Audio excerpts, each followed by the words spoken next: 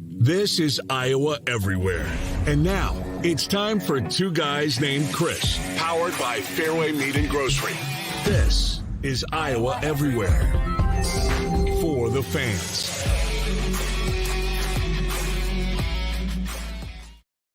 All right, what's going on? Welcome to Two Guys Named Chris here on Monday, the 28th of November. One of the most jam-packed shows that we've ever had with so much going on in the world of sports. My name is Chris Williams, joined as always by Chris Hassel. How are you, brother? I'm all right. Your internet connection looks about as bad as you this morning.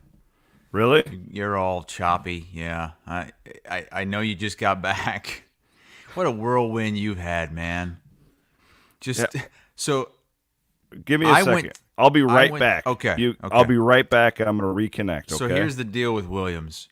He was out in Portland calling the Iowa State men's basketball games on the radio, on the Cyclone Radio Network.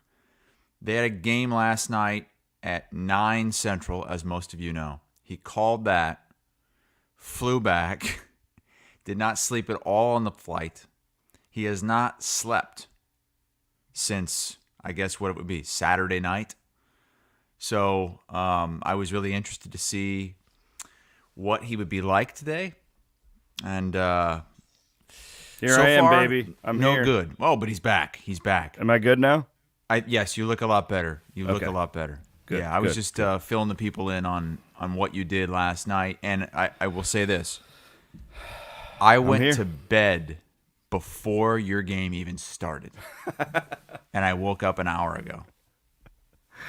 That's incredible. Yeah, and here's what's funny, because I was actually going to text you when we landed, which was like probably like 4:40 Central Time, but I was like, no, I didn't really want to wake you up, because I was thinking about you that way. So what happens is when we fly out, so it was the Iowa State men and women on the same charter, so a bigger plane. So you fly out of Des Moines. Well, everybody buses from Ames to Des Moines. Okay. And so I had to drive from Bondurant to Ames and then bus down to Des Moines. And then when we land, you bus from Des Moines to Ames and then drive back. So Couldn't you just drive yourself to the Des Moines airport before you left? It can, but it's more difficult because of like packing equipment, and it's just honestly easier for everybody if you all go down together and get everything together. Yeah. They'd be giving you the stink eye if you did that all the time. It's like, well, who the hell is this guy? He's a fill-in. He can't even ride the team bus with us, right? So we're here. I'm good. I will probably get this podcast posted and then take a little nap after that. All right. I would hope so. I'm going to plug into I have no idea what's going on with my Wi-Fi. You get everybody going here. I will be right back. I will be right back. I promise. Okay. So I knew this was going to be interesting this morning. I didn't know it would be this interesting with Chris. I mean, I wouldn't be able to do it. I think if I was in his position, I would have just rescheduled the time that we do the podcast, because I do not work on less than 6 hours of sleep. If I can't get at least 6 hours, I'm no good. And most nights I get at least 8. Sunday nights I get the most sleep. Sunday night is like my reset night. I'll start falling asleep at like 7, 8 p.m. And then I'll sleep until 8 in the morning. He's back. Yeah, I plugged in. I don't know what's going on. I plugged in. I literally so I got home and I woke up my kids. I got my kids ready for school, took them to school, and I got here and turned on my computer with 4 minutes to spare. So here we are. I'm impressed that you've made it. I'm ready. You seem like you're functioning. Oh, I'm running on pure adrenaline right now, but I'm ready to go. Where do we start? Well, first of all, we thank Fairway, our sponsor, of course, for bringing us Two Guys Named Chris. And, there's a million places we can go. The Black Friday debacle in Iowa City the Black Saturday debacle in Fort Worth. I guess we'll start with Iowa because that game they were relevant, right? Iowa State's game wasn't relevant. Well, yeah, not to Iowa State. It was relevant to TCU and the rest of the country, but right. Iowa was more relevant to the fans. That was so unexpected. Yeah. And looking back on it, I wonder if we should have expected something more like this. I mean, Nebraska always gives Iowa fits, even when Iowa is a double-digit favorite, even when you expect Iowa to win the game. All these years that Iowa has won, and that's what they've always done. They have been always able to win this game, but they've had fits with Nebraska, and they've fallen behind multiple scores to Nebraska, like they did last season. But this was just an epic meltdown where nothing worked, and even the defense gave up, the huge play over the top. And yes, there were injuries to key players, and whether or not you would consider Petrus one of them, that's up to you. But losing Cooper DeJean was monstrous. The fact is the game was going the wrong way before those injuries. And they just dug themselves too deep of a hole. Yeah, I'm a little disappointed in myself with my analysis before this game when I said that I thought that Iowa would kill them. Really a dumb statement for a guy who's watched every snap of every Iowa game this year. It really is, because when you're that who have they killed? They really haven't killed anybody. Yeah, and I'll give Mickey Joseph and that Nebraska team a lot of credit too, because you knew Matt Rule was getting the job at this. That was why, honestly, I was so confident in Iowa, because they had everything to play for, and Nebraska really had nothing to play for other than pure pride. Mm-hmm. And props to them, because they came out there and hit you guys in the mouth. But again, like I was disappointed. I was kind of just thinking to myself, that was some of the worst analysis you've given ever going into a game. Just due to the fact that, I mean, Iowa, it's not like Iowa's offense had been better the last month, but not that much. Right? Like that was still not going to probably change in this one. So the fact that I thought that they would win it by a couple of touchdowns seems really stupid in hindsight. How about the fact that we thought Iowa State was going to have a chance in the fourth quarter against TCU? That was bad too. We'll get to that in a little bit. But with Iowa, I think that game would have been different if Petrus had played the whole way. I don't think it would have gotten. I don't think they would have dug themselves that deep of a hole. And I think that Petrus feels more comfortable out there than Padilla, and the coaching staff clearly feels more comfortable with Petrus out there. I just, like with Padilla, it was every time you thought he was going to be able to make a play with his legs, he would just run sideways. Like it was almost like the coaching staff said, you can run as much as you want. Yeah. Just don't you dare cross that line of scrimmage. You can run east and west all day and night, but you are not going to try to pick up yards. And it was maddening to watch, because then Nebraska knows, okay, he's not going to hurt us with his legs. He might buy some time, but he's not going to take off and run. He's not going to pick up a first down. And there were so many times where he had the opportunity to do that, including the last gasp effort, that last play, where he could have easily taken off and gotten a first down and more. And he didn't do it. I loved your I loved your tweet in the middle. You're like, does Padilla even take snaps during practice? Well, it's the second game he's been in this year. It's crazy. And it's crazy. He can't take snaps. And there was another one that he fumbled. DeJean being out of that game mattered a lot too. Yes. I mean, you said key players. That was massive. Huge. He means so much to that defense and that team and special teams, and it might have been different without the injuries, but hey, like I said, Nebraska came to play, and that game was going the wrong way before those injuries happened.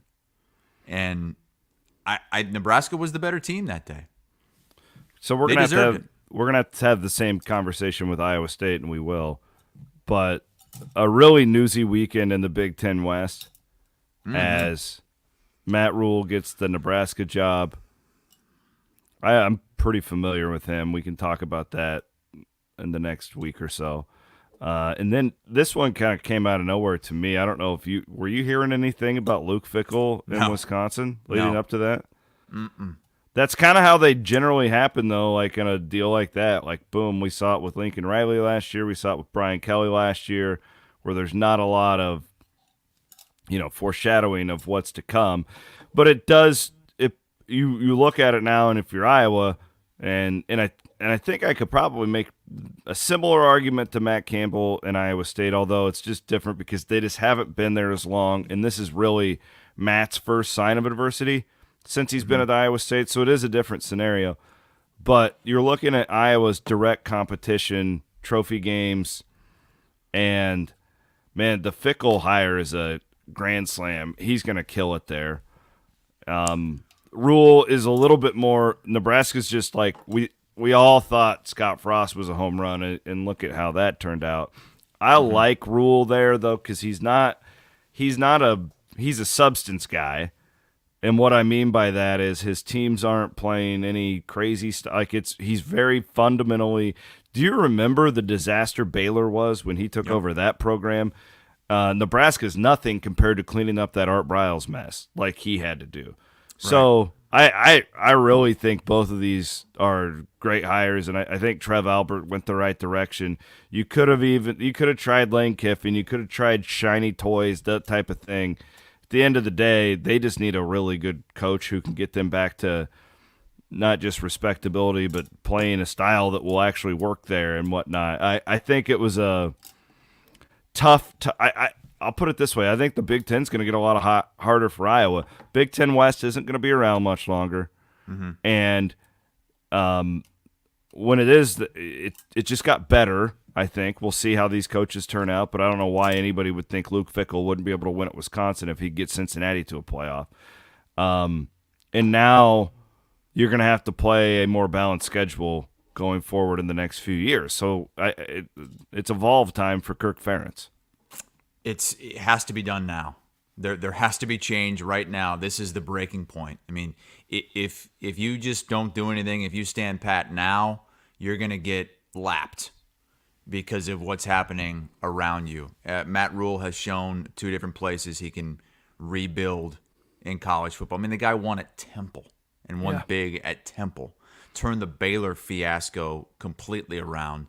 And Luke Fickell, I mean, he seems like a guy that if Ohio State was going to get rid of Ryan Day because he can't beat Michigan, Luke Fickell would seem like the guy that they would want to replace him. So, I mean, this is one of the best coaches in college football, and it's neighboring states, and now you're welcoming in USC and UCLA. USC might be in the playoff this year. Lincoln Riley has that thing humming. Chip Kelly's over at UCLA having his best season.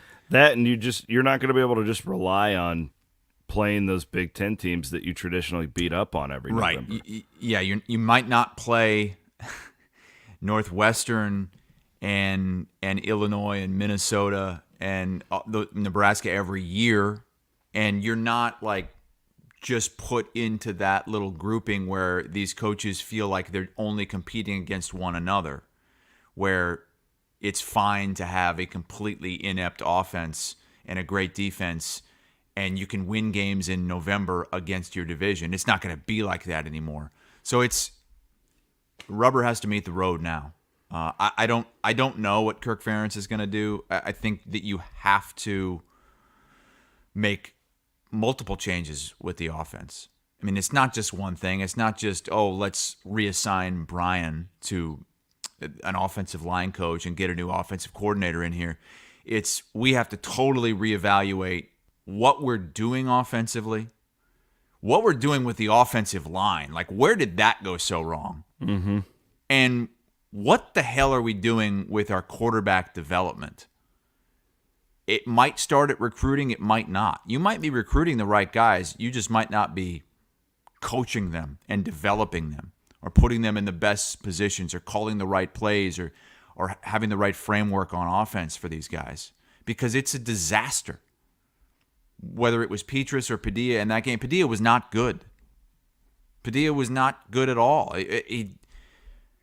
And I don't know what Labus could be. I have no clue. But there are just so many things wrong with the offense. And the offensive line is the most head-scratching because that's Kirk Ferentz's bread and butter. He was an offensive line coach when Iowa hired him, an offensive line coach in the NFL. That was his thing. They've never had a bad offensive line. Usually their offensive lines are among the best in the country. And this is 2 straight years where the offensive line has been terrible. Mm-hmm. So a bunch of changes have to be made. It's not just 1 or 2. Do you think they'll do it before the bowl game? Or do you think that this Kirk will wait until January to do all this stuff? I don't think anything will happen before the bowl game. Do you? I know that I don't know. I know that some teams do because of the transfer window and all that stuff. The transfer portal opening and the signing day things early now, so that kind of changes. But do you really see Kirk Ferentz doing that? No. But so let's get to Iowa State here. Really not a lot to analyze from that TCU game other than that was the worst game of the Campbell era. Mm-hmm. You had the 2 pick sixes. That was maybe the worst special teams effort. I mean, the 2 missed field goals. You had punts. You had snaps going over the punter's head. You had just really, really, really bad. I tweeted this out in the second half where it's just like, with special teams, you always take it for granted until it's bad. Like nobody ever noticed. That's what you want out of your special teams. Yeah, you want nobody to notice them. But like every week with Iowa State, it's like, well, it can't get worse. And then somehow, like it was really, really, really, really piss poor on Saturday. I think with it's a different scenario. It's a different conversation than Iowa because Kirk Ferentz has been there for 20 years, and he's had peaks and valleys before, and he's been able to dig himself out of there. This is Matt Campbell's first time ever really finding himself in a valley. So I think there's a nature for and I've thought about this, and I'm of the opinion that the offense was so bad, and the special teams have been so bad that you need to. I don't know about drastic changes, but you definitely need to make some changes and just reevaluate some things. And I think that he will. Here's why I don't think it was terrible to get beat 62-14, Chris, is because I think, let's say Iowa State loses that game by 3, okay? Let's say Iowa State wins that game even. It's really just putting a mask on, or it's putting a Band-Aid on the greater problem that we saw time and time again this season. They lost the same games the same way. Didn't matter who they were playing.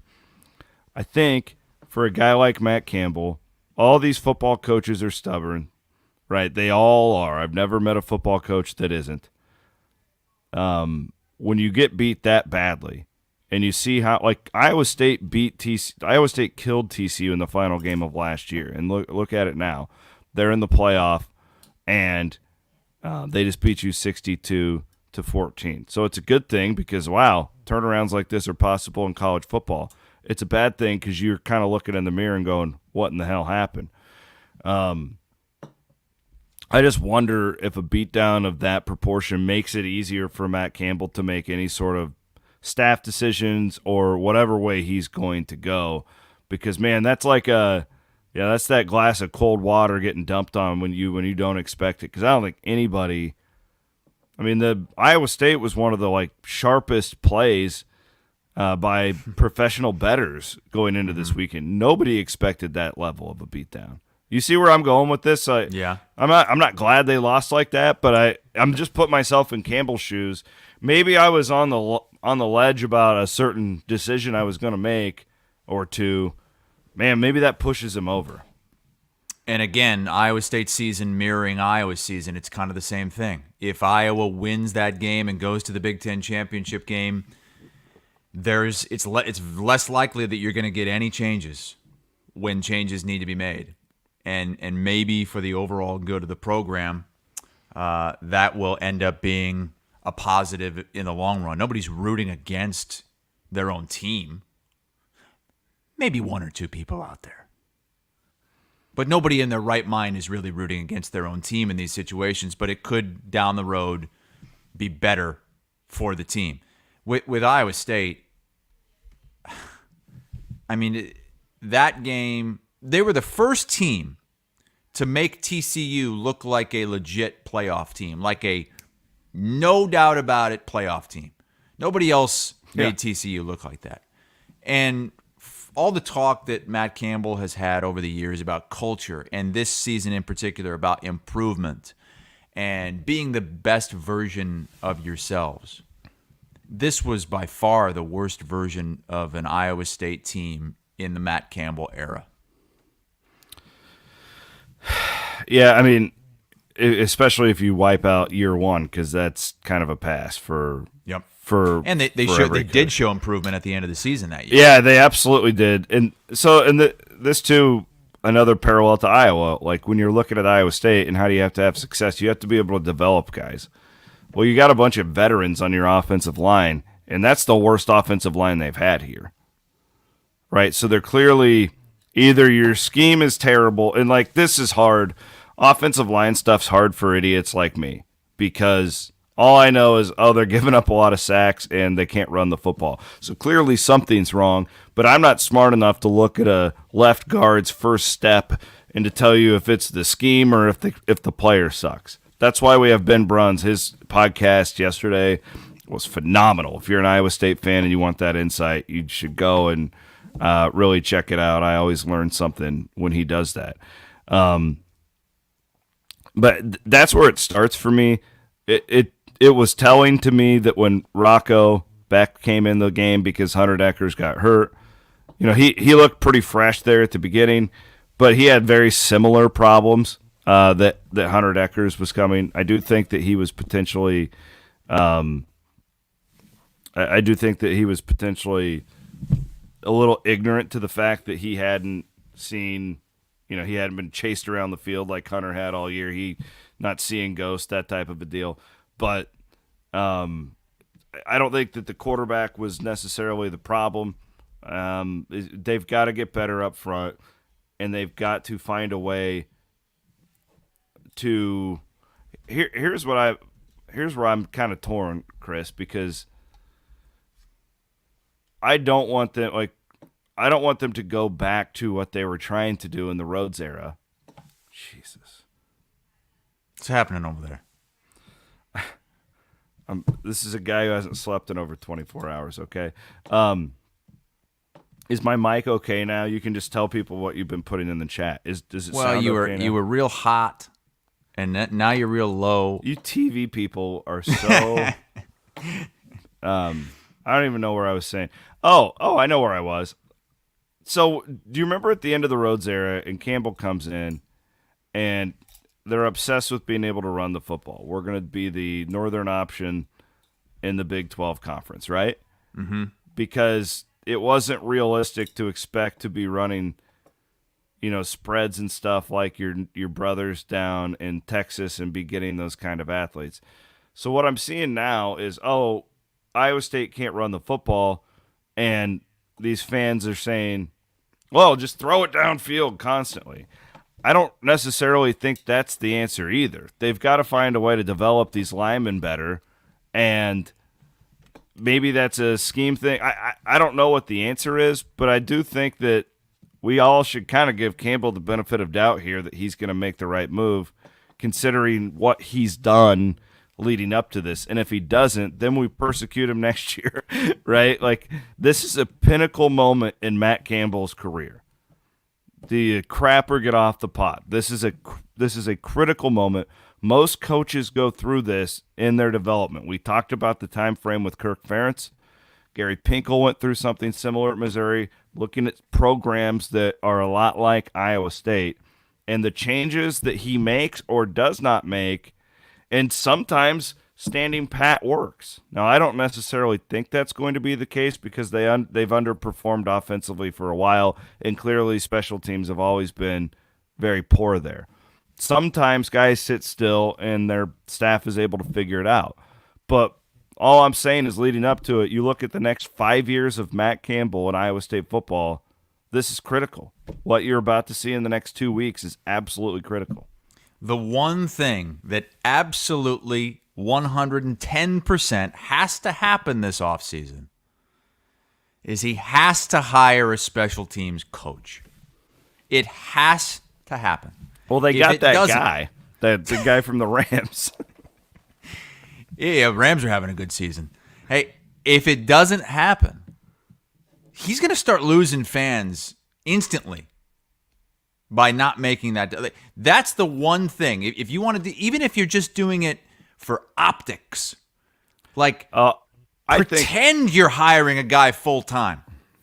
That's going to win some fans over. I think too. They gotta, and I don't know what it is. If it's moving people around, I think that they have to do a few moves on offense. I don't know if it's Tom Manning. I have no idea, but they were so poor at times this year. Not at times, for most of the year, really. That, to me, it just, as far as the offensive line goes, it's the same conversation every year. So there's got to be some sort of a change. And I don't even know if that's the O-line coach. If you move, I don't know what it is. But you're right on special teams, and especially when you want to play the way Iowa State wants to play, you can't win being that poor on special teams. How about can we get one of our Iowa Everywhere hosts, Ben Bruns, on the coaching staff, coaching some offensive linemen? Maybe he could just be an analyst for the team, like he's an analyst for us. I don't know what the answer. Maybe let Sage come and do the quarterbacks. How about that? Yeah, right. And all Iowa Everywhere yeah. coaching staff over there. I don't know what Bloom could do. Bloom can get his ass in gear and go buy a kicker from the FCS. That's what he can do. Yeah, use some of that NIL money, Bloom. Come on. You know what I would do? This sounds crazy to some. Do you know how many FCS guys get drafted every year? All the time. Yeah. Go out and find the 3 or 4 best FCS linemen that you can buy. Guys that aren't being recruited by the SEC. Go find some guys that play in cold weather and say, hey, we'll give you $30,000 a piece. I don't know what the dollar figure it is, but go out and go that route. Don't necessarily think, we have...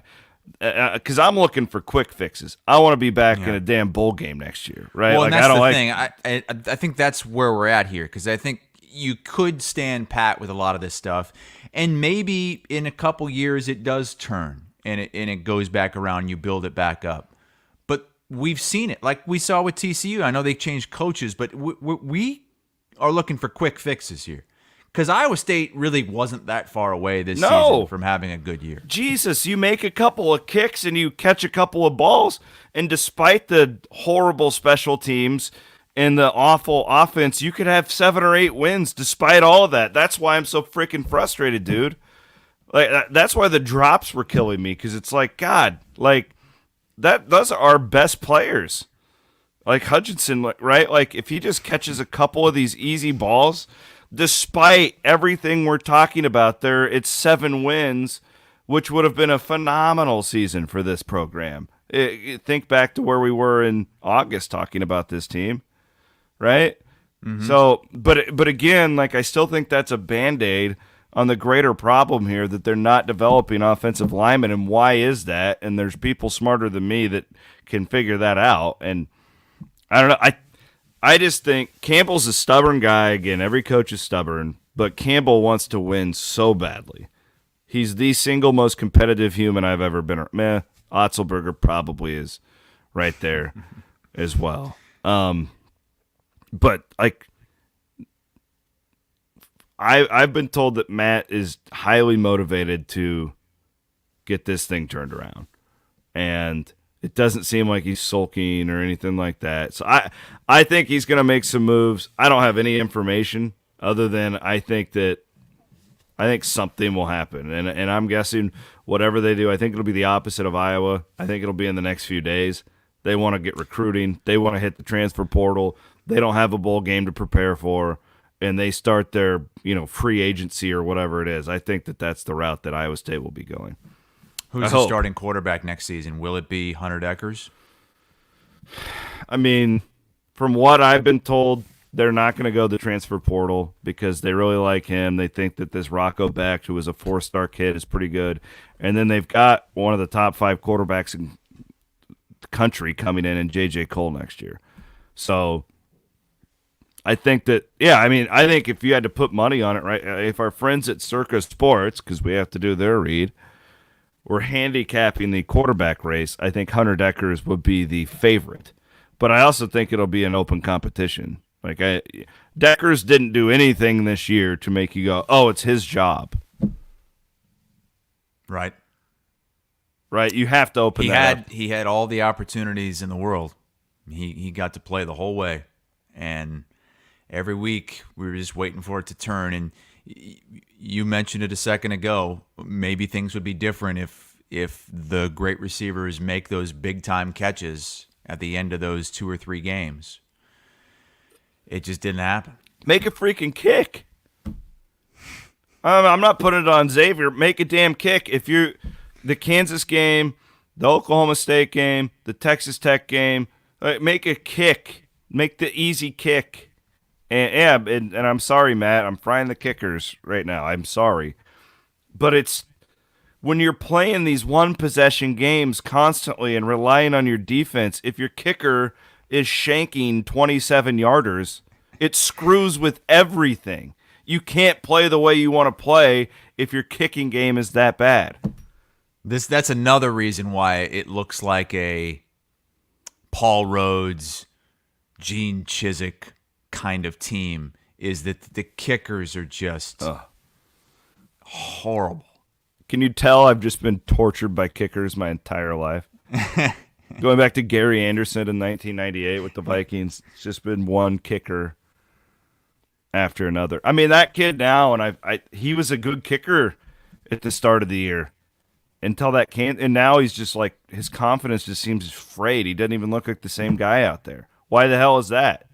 I mean, I could tell you why, like clearly because we watched it, and then they put that other the fans fried him, and then they put that other kid in, and he's kicking him off like the side of his foot, right? Like, so get somebody off the soccer team. Again, though, like go out and do what you did with Andrew Mevis 2 years ago. Find the best FCS kicker and be like, hey, do you want to play in the Big 12 and be on national TV? And a lot of these guys don't even need to get paid. Like, I mean, I'm talking to Jaron Holmes, who just knocked off the number 1 team in the country, comes over from St. Bonaventure. He could have made a lot of money elsewhere, but he would have been like the 7th or 8th guy, or he would have, right? And he came to Iowa State because he's like, well, I know I can be one of the men here, and I get opportunities like this, and I'm trying to make money long term, not just get a payday right now. Mm-hmm. Like, there's an FCS kicker out there somewhere who would like to do a chartered instead of riding on a bus for 7 hours to get to his game and he can kick on TV. Like, this stuff is real now. You can give this guy a raise without having to pay him $100,000. You're cracking me up today, man. You're on it. I mean, I knew it was going to be a little different with you today. I was interested to see how you would be. Your internet's absolute garbage. You're out of your mind. You haven't slept in 36 hours. Why couldn't you sleep on the plane? A couple reasons. One, so a lot of these like big charter planes they're fine. There's nothing wrong with them, but they're not. Are you going to complain about a charter flight? No, they're not exactly. They're older. They're usually like commercial planes. Is how it goes. Yeah. So honestly, like I'll just say it, like it was the most uncomfortable like seat. Like I just couldn't. I could not get really? comfortable. Yeah, it was. And I just, like, I'm all wired up after this game, right? And I just couldn't sleep. I just couldn't. And I also knew that I had to, when I got back, like, everything in front of me. So I was like, you know what? Screw it. I'm going to do the show with Chris, and then I will just go to bed afterwards. How long will you be able to sleep for today? Couple hours. That's it? Well, I got to go pick up my kid at 2. Oh, my God. She gets out of school. Somebody's got to get her. See, this is why you need a nanny. Why don't you have a live-in nanny? We need Iowa everywhere to take off a little bit, and then perhaps that will be the case someday. You want to do a little hoops? Yes. I want you to tell me what happened last night because I went to bed before the game started. I watched the other games. So UConn just killed them on the glass. I mean, UConn had these super long. By the way, that team's legit. That is a top 5 team in the country. Yeah, how bad are the preseason rankings with where they had UConn and Purdue and Iowa State for that matter? Yeah, I think Iowa State will be ranked today. Yeah, they should be. I would guess that they would be. Yeah, they got killed on the glass. So Iowa State got in bad foul trouble early. They had like 3 or 4 guys with 2 fouls in like the first 6 minutes of the game. So it screwed up their rotation. UConn had more offensive rebounds than Iowa State had total rebounds in the game. And they shot like 4 times as many free throws. So that was really the game. I mean, you asked what happened. Like, that's what happened. Yeah, I saw that. I mean, they were playing from behind pretty much the whole way, and they got it down to within 5 with 10 minutes to go, and then they had one of those patented lulls where they didn't score for 5 minutes. Here's the thing, too, this Iowa State team. A lot of their success will be dictated on how the game is officiated because their entire mindset is that we're going to go out there and just beat the shit out of you. That's how they want to play. And in the Big 12, a lot of times they're going to let you do that. In tournaments like that, not so much. And we saw that against Nova, too, for a while. There was one half where they called everything. The next half, they didn't call anything, and Iowa State goes on a run. And that's just kind of who they are. They want to ugly everything up. But still, man, 2-1 with a win over Villanova. Great showing. Yeah, I mean, Villanova's not at full strength right now. But they'll get guys back, and that'll be a quad 1 win. Mm-hmm. And then, obviously, the talent that North Carolina has. Now, they lost to Alabama, too. But did you see that game, the 4 overtimes? 4 overtimes? Yeah. Jeez. So, I mean, we all know North Carolina is the most talented team in the country. They will be in the mix to win the national championship. I was thrilled. Like, I was thrilled. If you lose the Nova game, I was terrified because that freaking Portland team that won a game like they're actually pretty good, and like what I didn't want was to lose to Nova and then have to go into the losers bracket and Portland team and get up. That game scared the hell out of me. So you kind of felt like house money going into Carolina, and then you win that game. And one of the great 10 minutes that I've ever seen in Cyclone basketball that Jaron Holmes put together in the second half. And what can you say about Caleb Grill going off for 31? It was great. It was a really, really good weekend. And I think anyone who follows Iowa State basketball, man, like you're just kind of wondering who the team was. We talked about that last week. Who are they? So I want to ask you the same question I asked you. I think it was last Wednesday. Who's better, Iowa or Iowa State? Really good question. I would probably lean Iowa State now. Well, you flip-flopped, huh? Here's the deal, though. They're so different.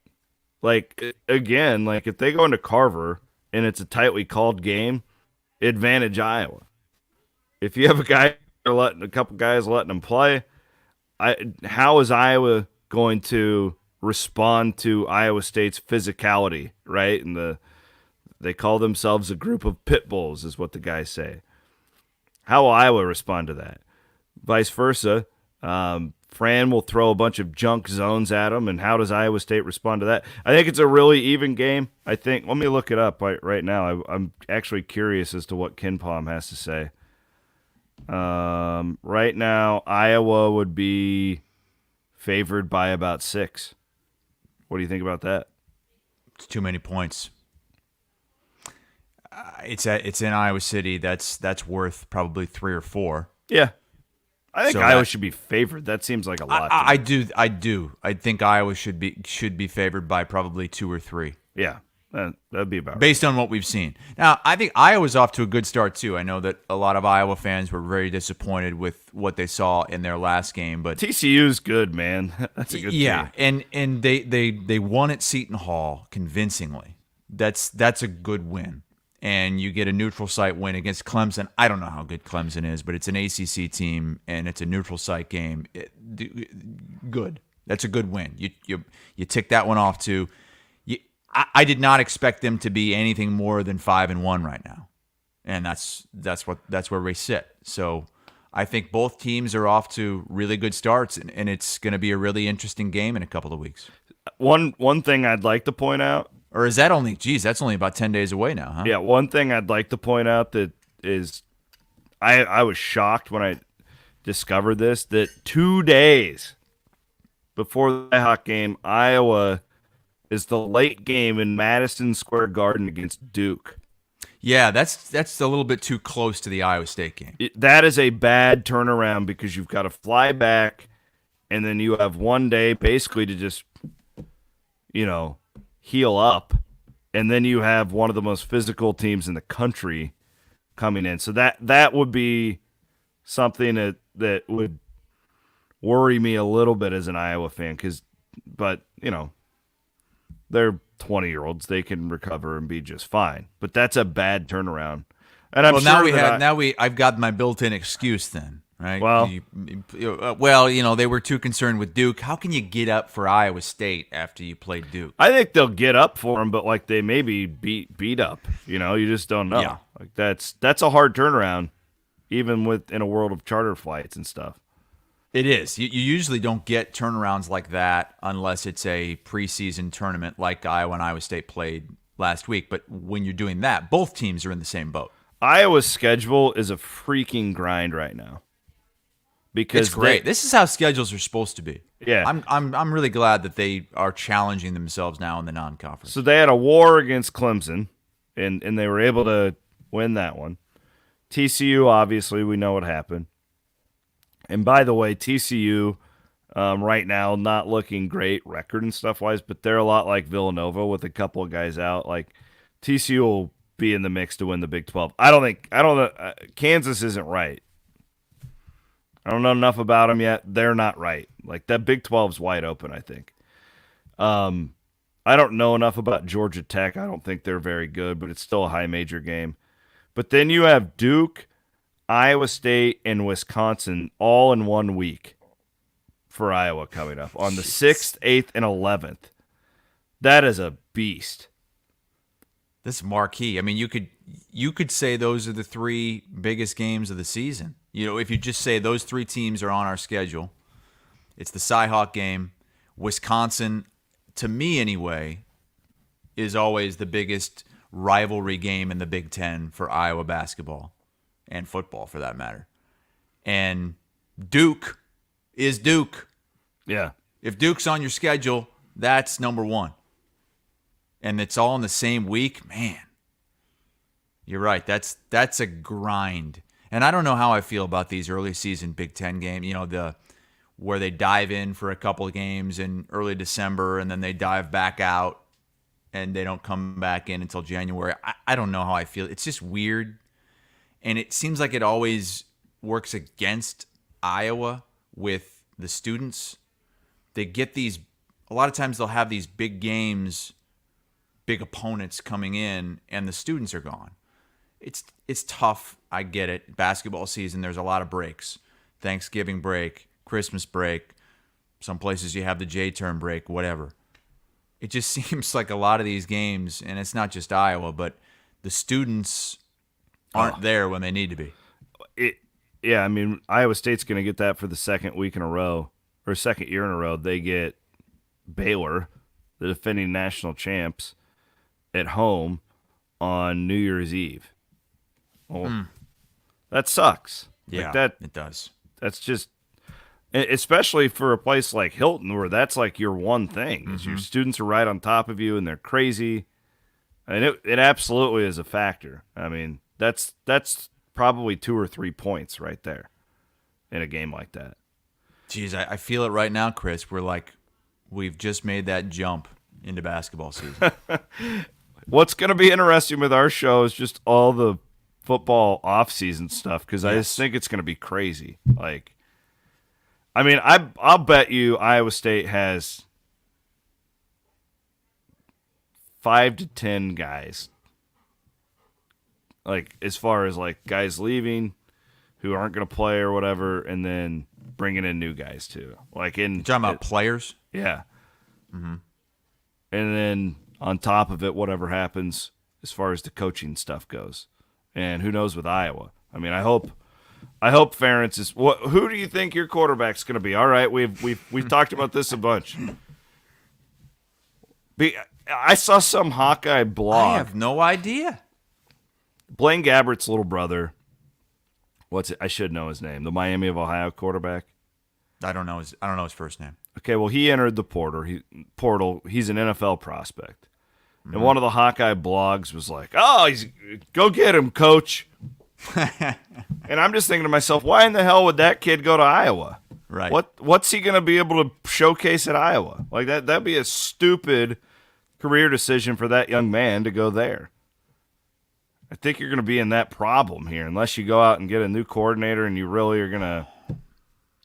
I hope it's not Padilla. I hope it's not Petrus. You can have Padilla or Petrus next year. You have to pick one. I have to pick one? Yeah, just for the sake of the game. Okay, I'll pick Padilla just because he does have movement, and I think if that's their only option and they give him all the first-team reps, maybe they'll let him cross the line of scrimmage on a scramble. Maybe they'll let him take off and run for a first down. But I don't know, he's just so... I don't know the right word to describe it, but he doesn't value the football. They need to give him I don't think gloves. as much as Iowa State or as Iowa coaches need him to. He's just so lackadaisical with the ball in his hands, where it just seems like any moment it can squirt on out. Every snap, you just hold your breath. I hope it's somebody that we have not seen take a snap before at Iowa, who starts next season. But we know Kirk, he's got to have faith in this guy or else he's not going to put him out there. Like, when have we gone into a season where a guy who has not been on the team or been a backup has taken over as a starter? I can't really think of one. Remember the whole Beathard dragging your feet on that crap a few years ago? And we've seen a lot of instances like that where there should be a guy as a backup who should be the starter, and they don't make the move. And then a new guy takes over without really any experience the following year. We've seen that. But that guy that's taking over has always been on the roster. He's always been there in waiting as the backup, not as the third or fourth stringer. Mm-hmm. So is Labus in a position? I don't think any Iowa fan is going to be excited at all or accept it at all if Alex Padilla is the incumbent quarterback going into next season, because of what the coaching staff has basically told us about him. That was nice of you guys to actually cheer Petrus instead of just booing him like you normally do. Yeah, I cheered him when he came out for senior day. That was nice. Good job, Iowa fans. Yeah, and you had to do that there, right? Everybody had to. They're on a winning streak. I'm not making feeling good. fun You're of gonna him. blow out. You're gonna blow out Nebraska. Everything's gonna be great. You're gonna win the division. And then he looks like he did the first half of the season against Ohio State before the injury. Sailing every ball. It's just, this one's in the dirt. I think it was for both teams a fitting way to end the season because Yeah. Iowa is not a division championship type team this year. They had the division championship type defense and special teams, but the offense that they were, in my opinion, they were not at the level that a team should be to go and play in a conference championship game. I was dying at my buddy Chad Leistico's tweet. It was, sorry, I am really delirious. Whatever. Chad was like, hey, good job, Iowa fans. Way to cheer Petrus on senior day. Yeah, as opposed to booing him and just being total dicks like he did the rest of the year. Has that ever happened, though, where a player gets booed coming out on senior day, like with his family? I don't know that that's ever I saw it happen at Iowa State one year. No way. Tony Elk, the old kicker. No way. But they booed him on senior day? He had a reputation around town, I'll just put it that way. What do you mean? Well, God, my dog's got a paper sack. We'll do the Tony Elk story some other time. Oh, man. It had something to do with, I don't even remember. But yeah, it wasn't pleasant. But yeah, the Petrus deal is just funny to me. I hope he's your quarterback next year. I think it'd be awesome. Apparently, bring him from back. What I've read, he's said that he's not, that this is it, but we'll see. What if Kirk's just like,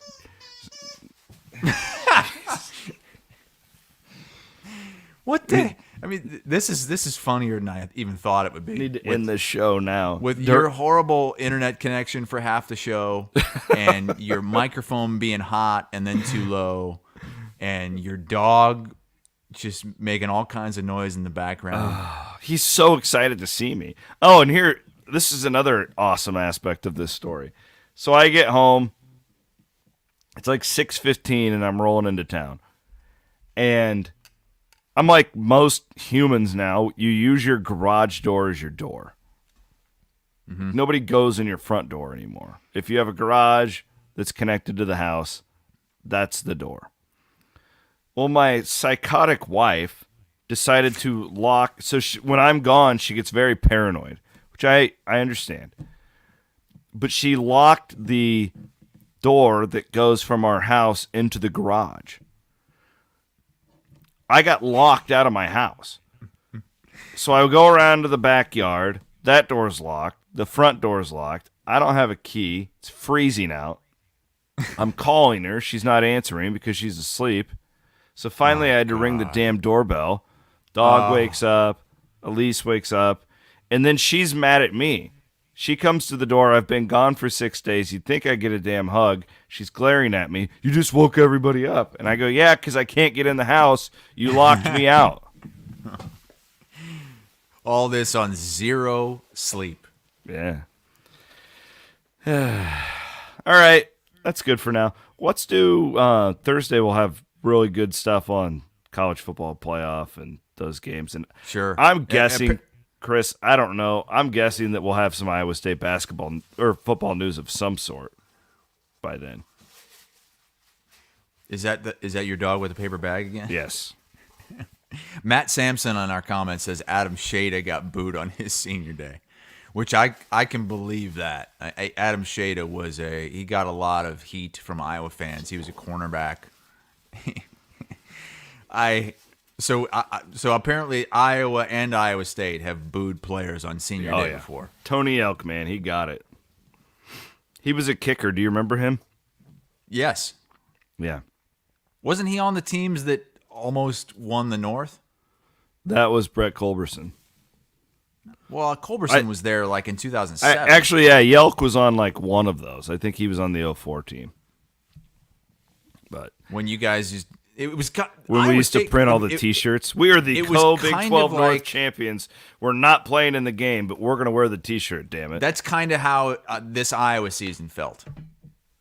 Yeah. Iowa had this game. All they had to do was beat Nebraska to go to the Big Ten championship game where they would be 20-plus point underdogs. That was kind of the same situation that Iowa State was in those back-to-back years in a horrible Big 12 North.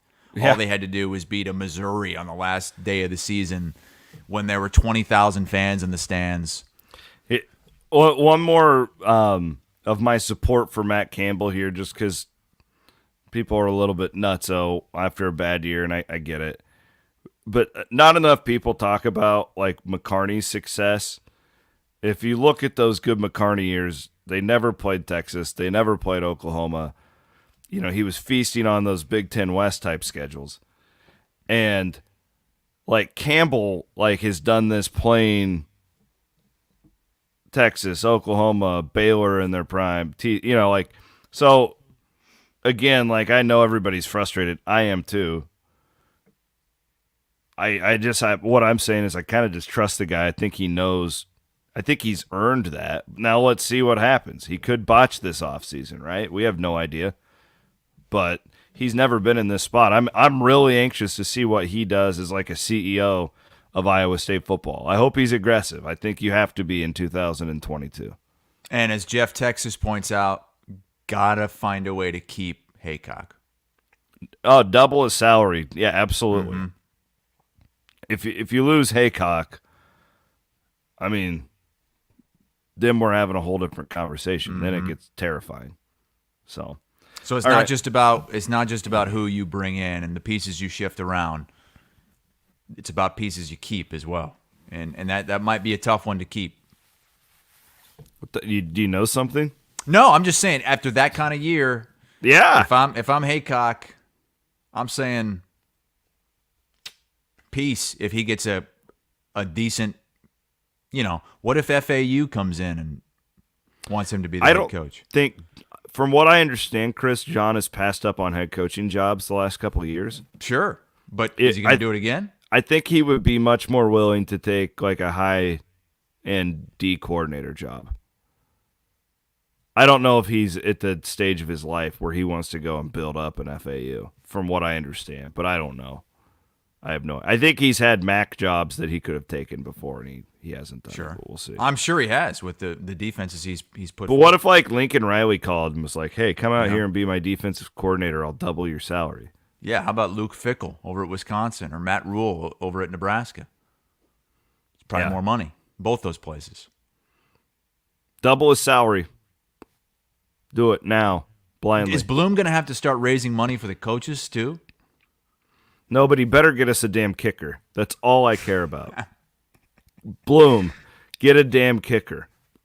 Bloom is still just sitting there all full from his French silk pie on Thanksgiving. Boy, that thing took on a life of its own. Holy crap. I was getting like text messages from people like with flashing their French silk pie at me and stuff. Yeah, my dad went out and got a French silk pie for Thanksgiving. Just out of spite? I think so. I don't know why. He sent me a picture of French silk pie. He's never had it before. Oh, last thing. Yeah, I was sitting with Vic Miller, the athletic trainer for Iowa State basketball. We were having our Thanksgiving dinner, and I was talking to him about all these damn tweets and stuff from people flashing their pie at me. And he was giggling because of our loose meat conversations. And his mom used to call sloppy joes / loose meat sandwiches / made rights hamburger crumble. Yeah, so my dad, one of the staple meals that he used to make for me when I was a kid was he would make crumbled up hamburger. Isn't that just hamburger? Yes, he would. He would. I mean, I've never had like I guess take a pound of hamburger, put it in a pan, crumble it up, and put it on a plate, and that would be my dinner. Crumbled up hamburger. Like no seasoning? No. You have salt and pepper there if you wanted to put it on, and then he would just eat plain Lay's potato chips out of a bag as the side. Crumbled up hamburger. We had that like once a week at my dad's. You're getting a vegetable. Oh, he just gave us a thumbs up. He's watching on Facebook. Hi, Don. Crumbled up hamburger. So yeah, that hamburger crumble, I guess, is just crumbled up hamburger on a bun. I'm gonna make your dad like Iowa State. This is my goal with this show. He won't even call them Iowa State. He calls them Ames, and claims he doesn't care about them. I'm gonna get him courtside at a basketball game. That might do it, because there's no way Iowa's going to do that. Hey, we want to get Chris Hassel's dad here. Yeah. Fran, right. Can you hook us up? Yeah. All right, we have to end this disaster of a show. Yeah, that's we end it as soon as your internet connection gets crisp. I'm and sorry. Perfect. Your eyes, you look like you're drunk, high, and tired all at the same time. I tell you what, you could get high just walking around the streets of Portland. Holy Oh, really? mackerel. I've never been there, but I've heard that. Just, out west. Out west is it's. I legitimately about assaulted a homeless guy on Saturday. All right. I went to this little Iowa State alumni game watch thing in Portland, and I left at halftime because I was so. Oh, the football game? Yeah, I was so tired of the game. And this homeless guy, he looked, on Home Alone 2, when he gets stuck in Central Park and there's all the homeless people who are coming up to him like all the googly eyed and all that stuff. Well, this guy runs at me. He lunges at me. Yeah. Oh my God. And he had like trash bags taped to his arms and everything. What? What, to keep the rain out? And he asked me for a cigarette. And I said, I don't have a cigarette. And I kept walking. And then he asked me for $1. And I said, no, leave me alone. And he kept walking towards me and he touched me. Oh my God. Yeah. And I immediately just went into defense mode because I thought this guy was I thought we were about ready to go. He touched me. Because that, to me, is crossing the line, like the homeless, non-homeless deal. We've got it. Yeah, we've got a deal, right? Yeah, you can ask me for money, but the second you touch me, you're crossing that homeless, non-homeless line, right? I'm okay with the homeless guy asking me for a cig. I'm not okay with him lunging at me and physically touching me. That's scary, man. Yeah. So what again, happens? So he touches you, and then you what? You're ready to throw? I go. Yeah. I immediately What'd go you do? into So I would just start running. I didn't do that. And then he told me he backed off and yells at me, "I hope you die, bitch." Oh my God. Yeah, it was bad. It was This not was like a Diamond Dave type thing. When Diamond Dave told you to choke on a microphone and die. Yeah. I sent you the receipt for that too. Yeah, I saw that. Yeah, I was not making that up. Die, bitch, is exactly what this guy said. That's what I can't stand about passing people like that on the street is I swear every time I'll say, "Oh, no, sorry, I don't have any money on me." There's like a comeback that just kills you. Well, enjoy your day, you goddamn son of a bitch. That's so, the thing, so nice at hey, can I have some money? And then you say, "Sorry, I don't have any cash on me," which is mostly true. I usually don't have cash on me. And then it just Well, I hope you choke on a cock. Out there, dude, I'm not kidding. And I think you would be just like me. We're pretty similar. I'm genuinely sympathetic to these people. Yes. My old Ross Peterson, he hates homeless people. He thinks that 90% of them are faking it and that they're I'm very sympathetic to these people and I want to be nice to them. But in Portland, they are everywhere. That's so, and I was the same way. And I remember one time I was in Chicago with my wife, and we were downtown. This was probably 15 years ago, and we turn a corner, and this homeless guy comes up, and he's got these supplies in his hands, and he goes, "Hey, brother!" and he starts cleaning my shoe, and so I'm gonna run him over if I keep walking, so I stop. I let him clean my shoe, and then he expects wow, payment. It's all shiny, and then he goes, "I cleaned the other one for $20." So he cleans one shoe. It looks totally different from the other shoe now. Why'd you let him clean it if you didn't want to pay? Because I was going to like knee him in the face and run him over if I kept walking. So I had to stop. And my wife was like, what are you doing? You can't stop. You can't stay. You got to keep walking. And so I had to go the rest of the weekend with these two uneven shoes. One of them was all shiny and beautiful, and the other one was all old and wrinkly.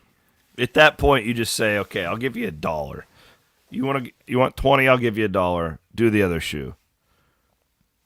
But that's the thing. Your wife's right. They say to keep walking, and this bastard chased me. So, the best thing to do is just to try to ignore them. The problem is sometimes you ignore them, and then they start throwing out the insults. Yeah, and it makes you feel bad too. It makes you feel rude to them.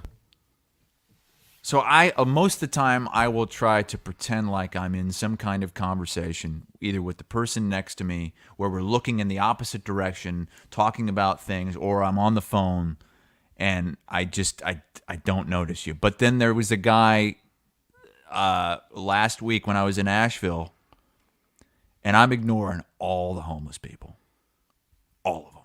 Yeah. But then there's this guy, and he's got this dog sitting next to him. Oh, the dog got to you. It's a pit bull, beautiful.